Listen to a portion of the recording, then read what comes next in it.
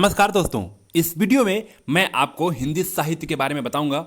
देखिए, हिंदी का आरंभिक साहित्य अपभ्रंश में मिलता है और हिंदी में 3 प्रकार का साहित्य मिलता है, जिसमें पहला है गद्य, दूसरा है पद्य और तीसरा है चंपू। यहाँ पे चंपू का मतलब होता है जो गद्य और पद्य दोनों में हो, उसे ही हम चंपू कहते हैं। अब देखिए, एक विवाद तो गद्य को लेकर है। गद्य की शुरुआत कब हुई, इसकी पहली प्रमाणिक रचना कौन सी है, यही कारण है कि हिंदी गद्य की पहली रचना कौन सी है, इस बात को लेकर के बहुत ज़्यादा विवाद है। लेकिन ज़्यादातर साहित्यकार ये मानते हैं कि लाला श्रीनिवास दास द्वारा लिखे गए उपन्यास, जिसका नाम है परीक्षा गुरु, ये हिंदी की पहली प्रमाणिक गद्य रचना मानी जाती है।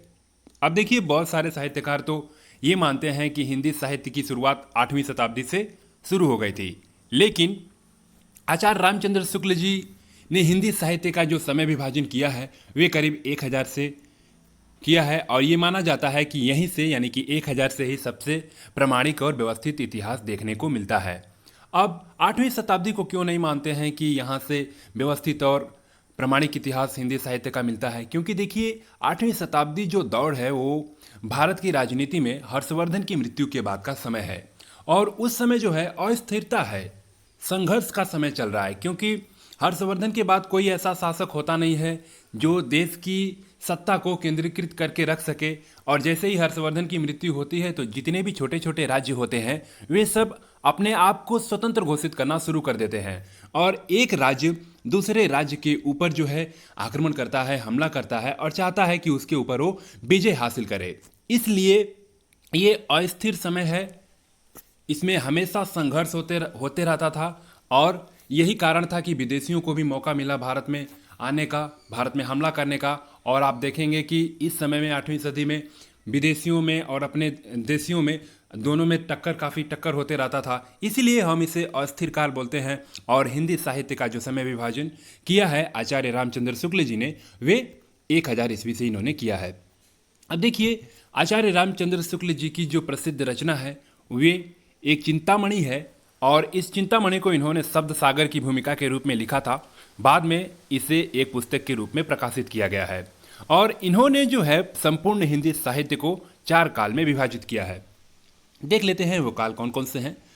सबसे पहला है आदिकाल, जो कि इन्होंने समय निर्धारित किया है, वो 1000 से लेकर के 1350 ईस्वी तक है, करीब 350 वर्ष तक। और आचार्य रामचंद्र शुक्ल जी ने हिंदी साहित्य के इतिहास का जो ये प्रारंभिक काल है, इसे इन्होंने वीरगाथा काल के नाम से संबोधित किया है। इसके बाद जो दूसरा काल है वो है पूर्व मध्यकाल, और पूर्व मध्यकाल का जो समय है वो 1350 से 1650 तक है, करीब 300 वर्ष तक। और इसको जो है हम भक्ति काल भी कहते हैं। यहाँ पे आपको एक बात ध्यान देना होगा कि भक्ति काल जो है ये हिंदी साहित्य का स्वर्ण युग कहा जाता है, स्वर्ण युग माना जाता है। इसके बाद जो तीसरा समय है वो है उत्तर मध्यकाल, जो कि 1650 से 1850 तक है, जो करीब 200 वर्षों तक है, और हम इसे रीतिकाल के नाम से भी जानते हैं। इसके बाद आधुनिक युग है, जो कि 1850 से लेकर के और आज तक है, और इसे हम आधुनिक काल को हम गद्य काल और भारतेंदु युग के नाम से भी जानते हैं। अब देखिए, यहाँ पे जो शब्द है आदिकाल, आदिकाल का मतलब होता है, यानी कि ये है 1400 ईस्वी है उससे पूर्व का काल। और इस समय जो है हिंदी का अभी विकास हो ही रहा था, और विकास की यात्रा जो है वो दिल्ली, कन्नौज और अजमेर क्षेत्रों में हुई मानी जाती है। और उस समय के जो कवि होते थे, जो राजा होते थे, उनके जो दरबारी कवि होते थे, वे बहुत बहादुर होते थे। वे अपनी बात बिल्कुल स्पष्ट रूप से राजा के सामने कहते थे, उनको कोई डर नहीं होता था। शायद यही कारण है कि इस काल का जो उपनाम है वो वीरगाथा पड़ा है। इसके बाद का जो समय आया वो पूर्व मध्यकाल का समय आया। आप देखेंगे कि ये 1350 में करीब करीब अब दिल्ली सल्तनत, मुगल साम्राज्य स्थापित हो गए थे, और जो दरबारी कवि होते थे उनको या तो बोला जाता था कि भाई तू वही काम कर जो मैं चाहता हूँ। अब चूंकि ये पहले के कवि जो थे, दरबारी कवि, वो स्वतंत्र रूप से कार्य कर चुके हैं, तो किसी को जो स्वतंत्र रूप से कार्य कर चुका है उसको आप बांध के रखेंगे, जबरन कोई चीज़ बुलवाएंगे तो नहीं बोलेगा। तब इन्होंने कहा कि भाई हमारे बस की ये बात नहीं है, हम तो चले जंगल में, वहीं चल के अपना भक्ति करेंगे, ईश्वर में लीन हो जाएंगे। और इसीलिए इस काल को भक्ति काल कहा जाता है। आप देखेंगे कि भक्ति काल के बहुत ऐसे रचनाकार आपको मिलेंगे कबीरदास, तुलसीदास, सूरदास, ये बड़े बड़े नाम आपको देखने को मिलेंगे। इसके बाद जो है फिर उत्तर मध्यकाल समय शुरू होता है, जिसका समय है 1650 से 1850 तक, और इसे हम रीतिकाल कहते हैं। यहाँ पे रीतिकाल कहने का मतलब है कि बना बनाया रास्ता।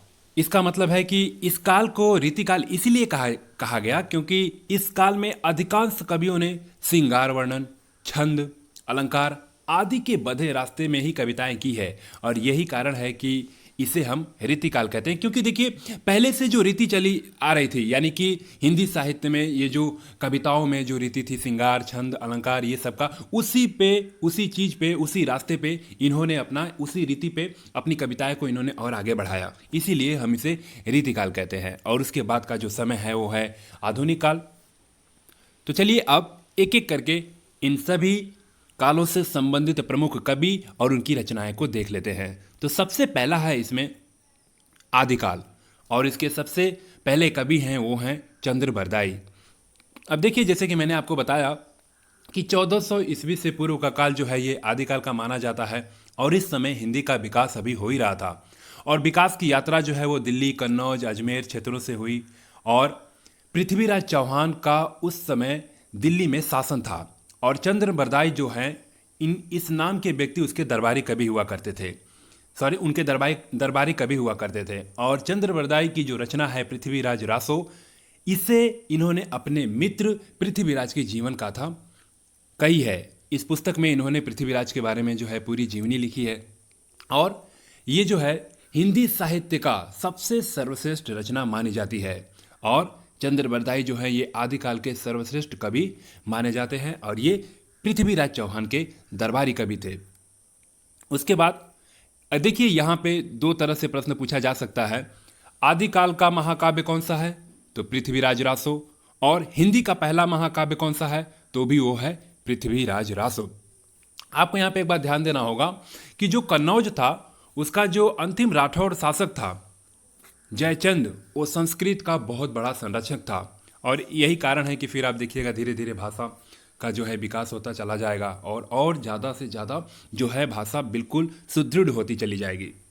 इसके बाद जो दूसरे कवि हैं वो हैं अमीर खुसरो। इन्हें जो है खड़ी हिंदी बोली के पहले कवि माना जाता है, ये खड़ी हिंदी बोली के पहले कवि माने जाते हैं, और इन्हें तोताए हिंद भी कहा जाता है। और इनकी जो प्रमुख रचना है वो है नजरे हिंद, और इन्हें खड़ी बोली के आविष्कार का श्रेय दिया जाता है। और इन्होंने जो है अपनी रचनाओं के लिए पहली बार हिंदवी शब्द का उल्लेख किया था। इस बात को आप लोग जरा ध्यान रखिएगा। उसके बाद जो है वो हैं विद्यापति, और इनकी जो प्रमुख रचना है वो है पदावली और कीर्तिलता। इसके बाद चौथे नंबर पे जो कवि हैं वो है जगनिक राव। हालांकि इनका नाम बस जगनिक ही मिलता है, जबकि पूरा नाम इनका जगनिक राव है, और इनकी जो प्रसिद्ध रचना है वो है परमाल रासो। इसके बाद हैं नरपति नाल, और इनकी जो प्रमुख रचना है वो है विसल देव रासो, और ये पश्चिमी राजस्थानी की सुप्रसिद्ध रचना है, और यह एक प्रेम कथा है, विसल देव रासो। इसके बाद जो है वो है शंकर देव, और शंकर देव जी जो हैं वो हैं असमी भाषा के एक प्रसिद्ध कवि हैं, और इनकी जो रचना है वो है हरिश्चंद्र उपाख्यान, और ये 615 छंदों की रचना है। अब इसके बाद चलिए देख लेते हैं पूर्व मध्यकाल को, जिसे हम भक्ति काल भी कहते हैं। और भक्ति काल को आपको पता ही है कि हिंदी साहित्य का स्वर्ण काल कहा जाता है, स्वर्ण युग कहा जाता है। इसमें जो प्रमुख जो कवि हुए हैं, आप देखेंगे कि एकाध को छोड़ करके, जैसे कि आप रहीम को छोड़ दीजिए, मीराबाई को छोड़ दीजिए, तो ज़्यादा से ज़्यादा इसमें जो हैं ये सारे के सारे यूपी से मिलते हैं। और इसीलिए यूपी की जो परीक्षा होती है उसमें इन कवियों से, जो भक्ति काल के जो कवि हैं, डायरेक्ट सीधा प्रश्न पूछा जाता है। इनका जन्म पूछ लिया जाता है, इनकी रचनाएं पूछ ली जाती है, क्योंकि ये ज़्यादा से ज़्यादातर कवि उत्तर प्रदेश से संबंधित हैं। तो चलिए इसमें देख लेते हैं। सबसे पहले हैं सूरदास, जिनका जन्म हुआ है रुनकता में, जो कि यूपी में है, और ये वात्सल्य रस के जनक माने जाते हैं। वात्सल्य मतलब आपको पता ही होगा ना, जो बच्चों, छोटे बच्चे होते हैं उनके जो प्यार जो होता है, बच्चों से प्यार करना, उसको हम वात्सल्य कहते हैं उस एज को।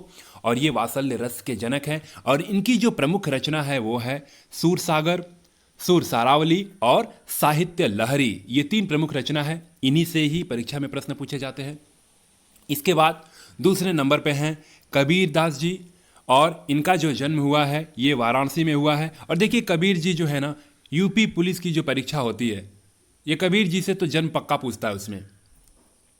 और कबीर जी जो हैं, ये इनको हम ये नहीं मान सकते कि इनकी जो रचनाएं हैं वो भक्ति से संबंधित है, लेकिन इनकी जो रचना है ना वो धर्मोपदेश और दार्शनिक विचार पर आधारित है। और इनकी जो प्रमुख रचना है वो है पहली बीजक, साखी, सबद, रमैनी। ऐसे भी हम लोग याद करते हैं ना कि बीजक, साखी, सबद, रमैनी। इसके बाद कुछ और प्रमुख है अनुराग सागर, ग्रंथावली और रचनावली। ये कबीर जी की प्रमुख रचनाएं हैं। इसके बाद तुलसीदास जी हैं, और तुलसीदास जी का जन्म कासगंज में हुआ है जो कि उत्तर प्रदेश में है। आप देखेंगे कि लगभग भक्ति काल से संबंधित जितने भी कवि हैं उनका जन्म उत्तर प्रदेश में हुआ है। तुलसीदास जी की जो प्रमुख रचना है वो है दोहावली, कवितावली, गीतावली, श्री कृष्ण गीतावली। आप देख रहे होंगे कि यहाँ पे वली वली आ रहा है, दोहावली, कवितावली, गीतावली, श्री कृष्ण गीतावली। इसके साथ ही इन्होंने रामचरितमानस, ये देखिए ये भी यूपी पुलिस में पूछा जाता है और कई बार पूछा गया है, मैंने क्वेश्चन देखा है। तो इसमें पूछता है कि रामचरितमानस जो है वे किस भाषा में थी, तो ये अवधी भाषा में इन्होंने लिखा था। उसके बाद है रामलाला नेहू, उसके बाद विनय पत्रिका, और हनुमान चालीसा भी तुलसीदास ने ही लिखा है। और इसके बाद जो है इनकी रचना वो है पार्वती मंगल और जानकी मंगल। तो ये कुछ प्रमुख रचनाएं हैं तुलसीदास जी की।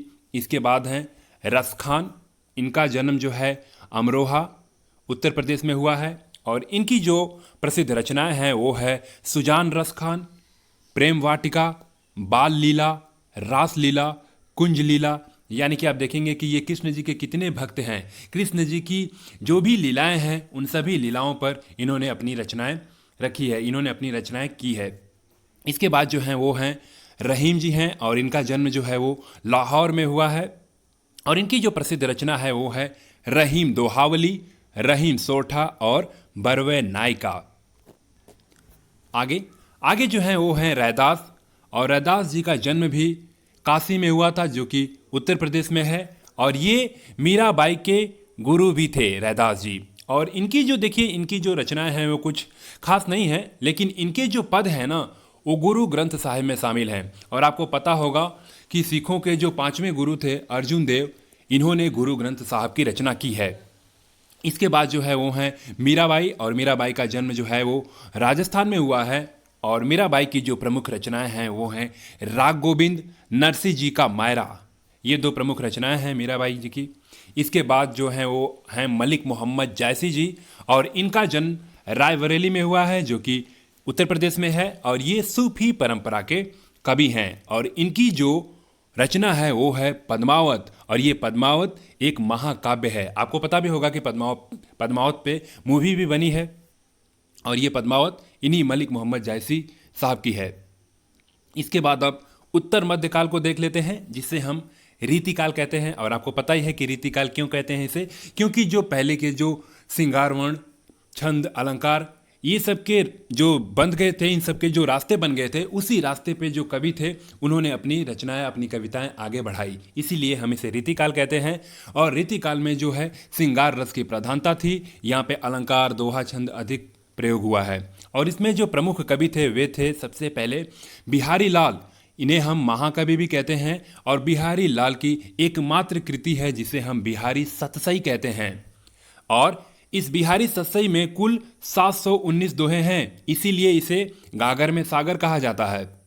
और बिहारी लाल को गागर में सागर कवि कहा जाता है। और बिहारी लाल ब्रजभाषा और श्रृंगार रस के कवि थे। और इनका जो जन्म हुआ था वे ग्वालियर में हुआ था, और इनकी ससुराल मथुरा में थी। इसके बाद जो दूसरे जो कवि हैं वो हैं केशव दास, और केशव दास जी की जो प्रमुख रचना है वो है रामचंद्रिका और छंदमाला। इसके बाद हैं घनानंद, और घनानंद की जो प्रमुख रचनाएं हैं वो है सुजान सागर, विरह लीला, कृष्ण कांड। इसके बाद फिर आता है नंबर महाकवि भूषण जी का, और महाकवि भूषण जी जो हैं वो वीर रस के कवि हैं, और इनकी जो प्रमुख रचना है वो है शिवराज भूषण, शिवा बावनी और छत्रसाल।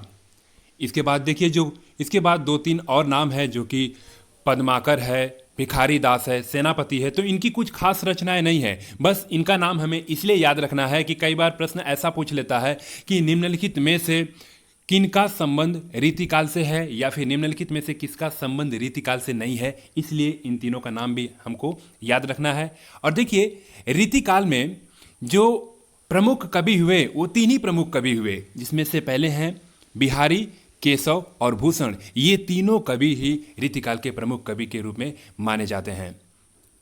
आगे जो है आधुनिक काल की कुछ प्रमुख कवि और उनकी रचनाएं हैं। देखिए आधुनिक काल को मैं अपने अगले वीडियो में आपको बताऊंगा। जितने भी ये काल हैं और इस काल से संबंधित जितने भी ये कवि हैं, इन कवियों के बारे में, उनकी रचनाओं के बारे में, उनको कौन कौन सा पुरस्कार मिला है, इन सभी चीज़ों को, आधुनिक काल से संबंधित जितने भी तथ्य हैं, जितनी भी जानकारियां हैं, उससे अपने अगले वीडियो में मैं काफ़ी अच्छे से कवर करूँगा। यहाँ पर बस एक बार देख लेते हैं। आधुनिक काल को हम 6 युग में विभाजित करते हैं। इसमें पहला है भारतेंदु युग। इसमें भारतेंदु हरिश्चंद्र की जो कविताएं हैं, उनकी रचनाएं हैं। इसके बाद द्विवेदी युग में महावीर प्रसाद द्विवेदी, हजारी प्रसाद द्विवेदी, माखनलाल चतुर्वेदी। इसके बाद छायावादी युग में जयशंकर प्रसाद। इसके बाद महादेवी वर्मा। इसके बाद फिर प्रगतिवादी युग में सुमित्रानंदन पंत, सूर्यकांत त्रिपाठी निराला। प्रयोगवादी युग में अज्ञेय धर्मवीर भारती। इसके बाद नई कविताएं में जैसे कि कुमार विश्वास वगैरह की कविताएं। आगे फिर देखिएगा हरवंश राय बच्चन भी हैं, शरद चंद्र हैं, देवकी नंदन खत्री हैं। उसके बाद और मुंशी प्रेमचंद जी हैं, बहुत लोग हैं। उनके बारे में जो है अपनी अगली वीडियो में मैं काफ़ी अच्छे से कवर कर दूंगा। और इन लोगों को जो पुरस्कार मिला है, साहित्य अकादमी का पुरस्कार मिला है, इन सभी बातों को, इन सभी तथ्यों को काफ़ी अच्छे से अपनी अगली वीडियो में बताऊंगा। तब तक के लिए इस वीडियो में बस इतना ही। धन्यवाद। जय हिंद।